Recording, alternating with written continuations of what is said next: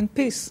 If I had known that this can be stopped in a different manner, this is what we would have done, and this is the reason why Israel accepted a truce that was initiated by Egypt a few months ago, but it was violated by Hamas, so there is no other option right now but to use military force. Not to punish, but to change reality. Military force has been tried before. You sometimes get the ceasefires, they break down, the rockets come back.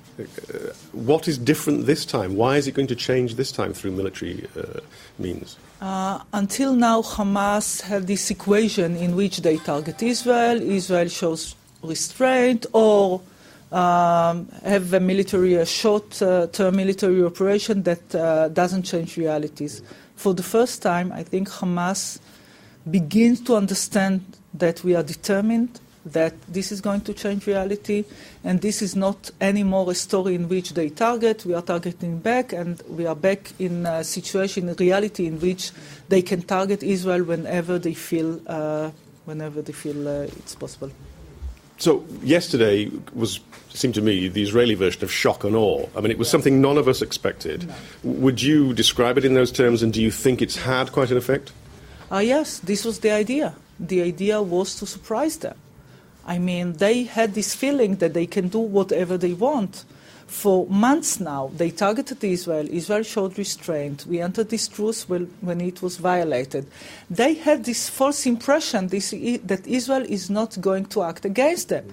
They had a misperception that we are before elections, that Israel don't want to deteriorate the situation, that the international community is not going to give Israel the possibility to act. And so they wanted to abuse the situation. And this was the reason that last week they targeted Israel 80 rockets a day. They thought that this can lead them to a better situation. And this was a moment in which we decided that we cannot tolerate it anymore. What concerns the outside world, it seems, most of all, is the civilian deaths. Now, the death toll is approaching 300. Approximately a third appear to be civilians. No civilians. Well, Hamas is saying maybe 180 of its men have been killed.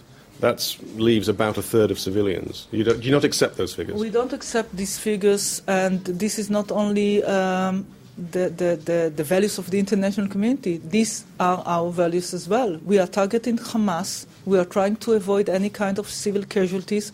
Before the operation, we called all the population which lives nearby Hamas headquarters to leave.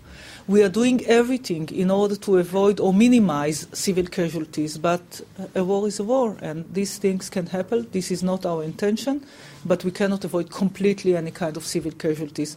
But the responsibility for this lies on the Hamas shoulders.